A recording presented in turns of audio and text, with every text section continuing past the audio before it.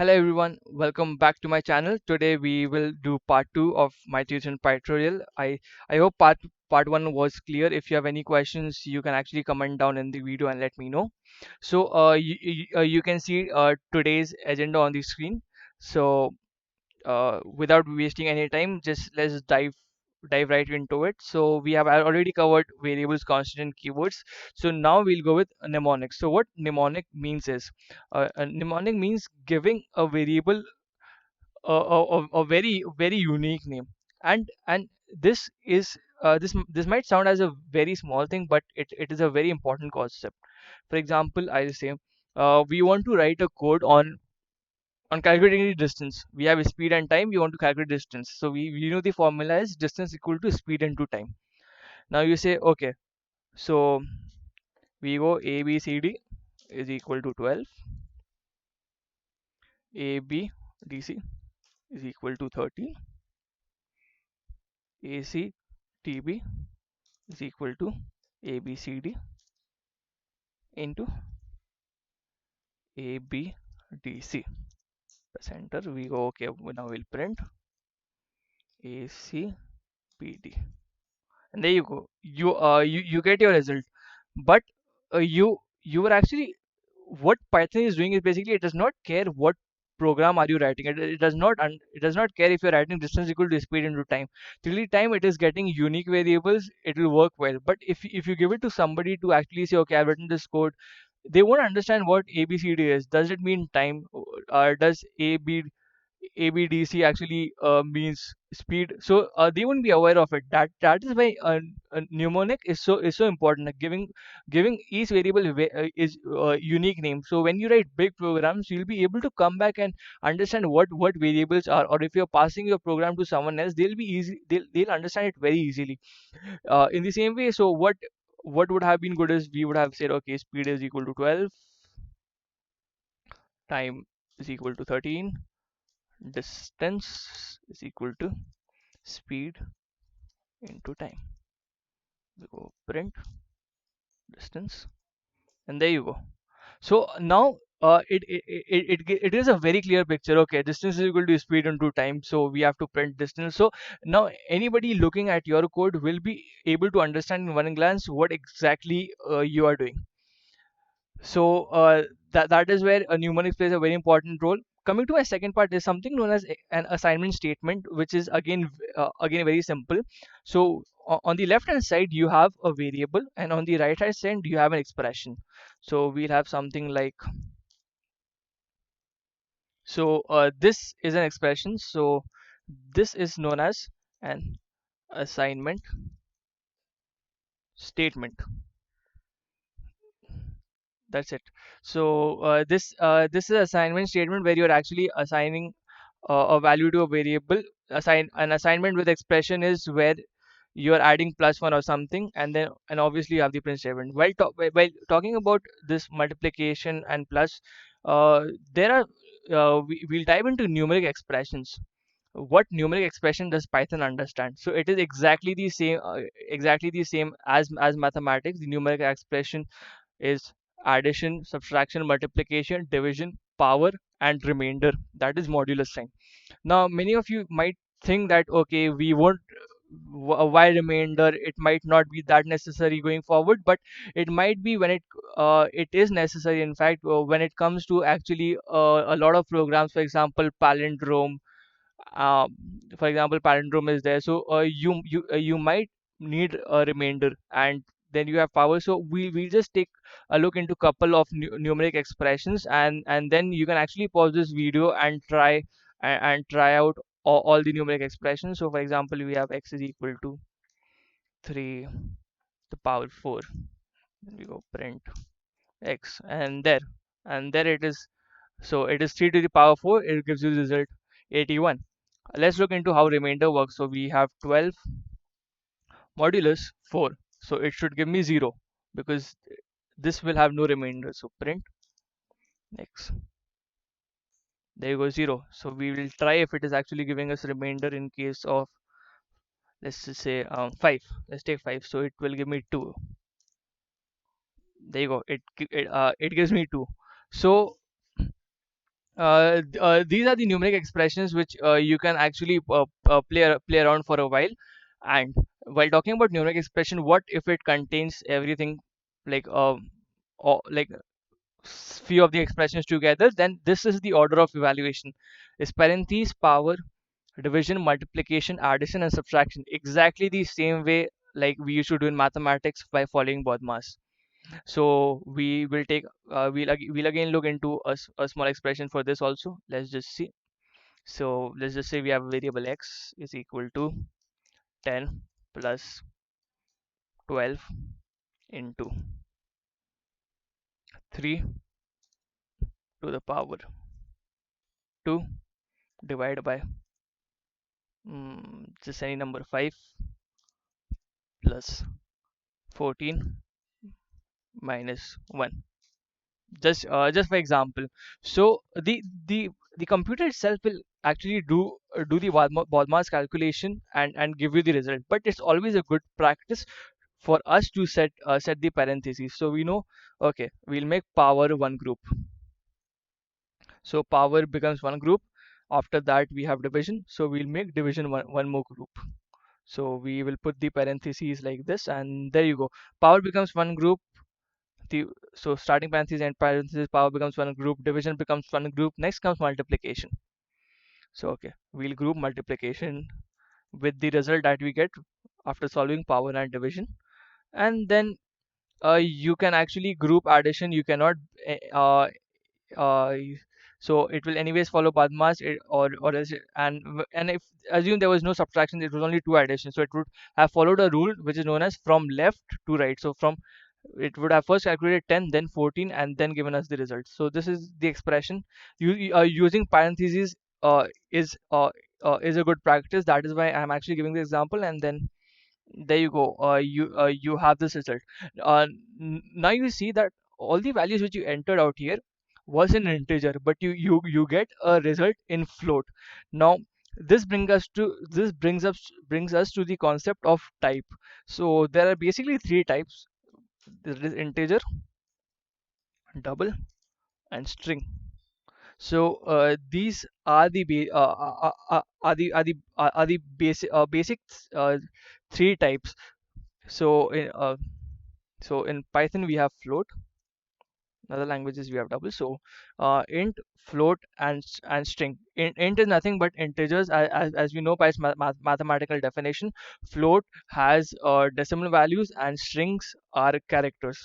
And and obviously this is important because a lot of meaning changes. For example, if you go x is equal to 1 plus 2, and we know that answer will be 3. So this is, so if you say okay, type, I want to check the type of x. So to check any type, what type it is, you can see type x, you press enter, it shows you okay, it's class int. And you can see that uh, when it comes to string, let's just say hello Sid. When it comes to string, this the addition, it behaves differently. It works as if it is combining these two characters. So we'll go print x. There you go. It is actually concatenating both the characters. Now over here the type of x will be string. So you can just type and put in your variable name to know what class exactly it is. But it it these things are very important. There's something known as type conversions, which you can do. For example, if you have x is equal to 12, you want to do x is equal to 12, sorry, 15 plus x, and then you want to do is okay, I will print, and I want to see it in a decimal form, so I'll go float x, and there you go. So it will give you the value in decimal format. These are not big things. While going forward, you'll start understanding this more, but these are basic concept which should be kept in mind.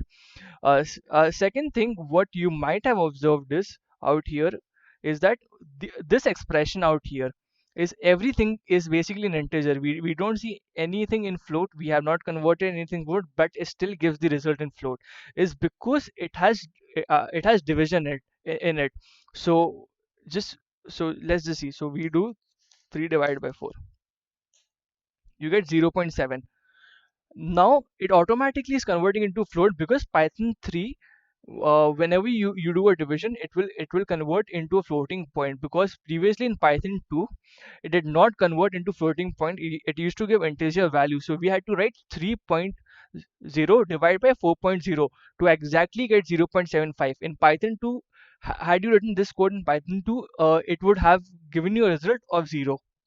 And that is why whenever you divide, it automatically converts an integer into the float. So now basic type is clear. The more hands-on we get, the more clarification we get. So there's something known as user input. Now user input is basically where you will be actually giving input from your side. So let's just let's just look into it. So we'll go very quickly. We'll exit this and we'll say, okay, I will go to Jupyter Notebook. So we'll go to Jupyter Notebook and we'll wait for it to start. Okay, it is already there. Very good. So we'll go to desktop folder and we'll create a new Python 3 and we'll name it understanding user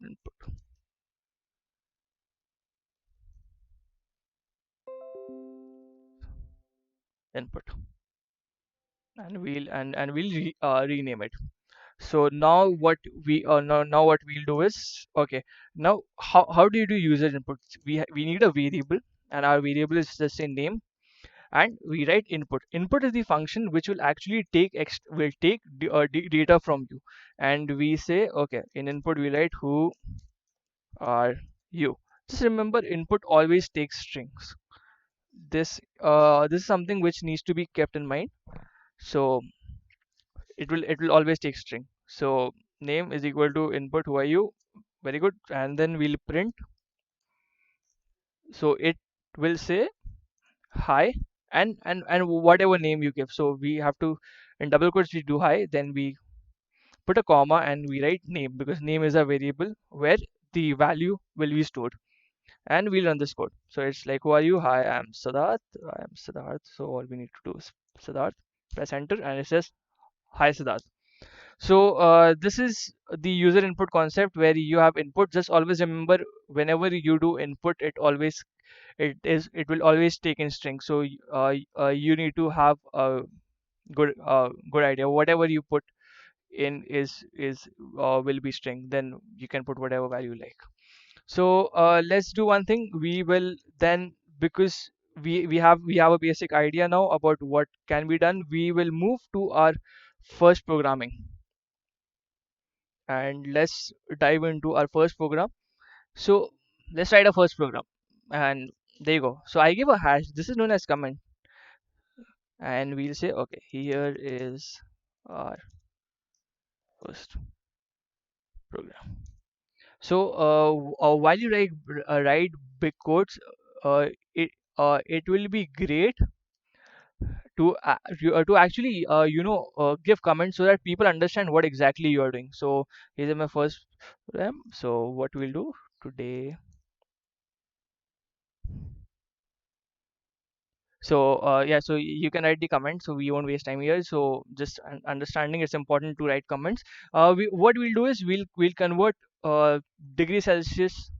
So we'll take the input from the user of degree Celsius and we'll convert it into Fahrenheit. So converting degree Celsius to Fahrenheit will be a first program. So just for Celsius, we'll put the variable name C and we say input, and we'll say the temperature in Celsius is,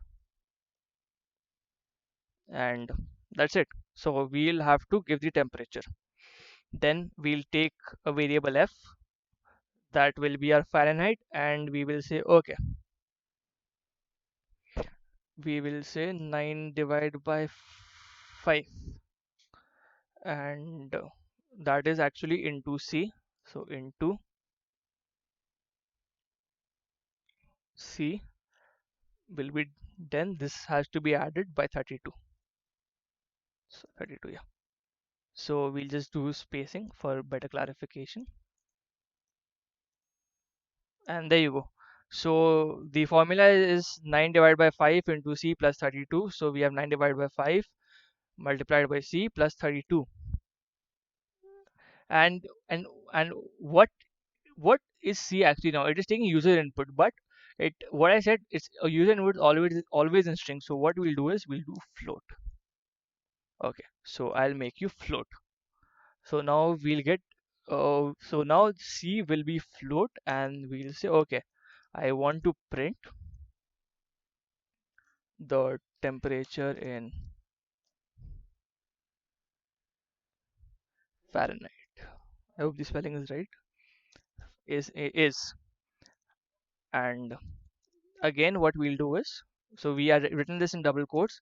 You put a space, put a comma, and write F, and it should print.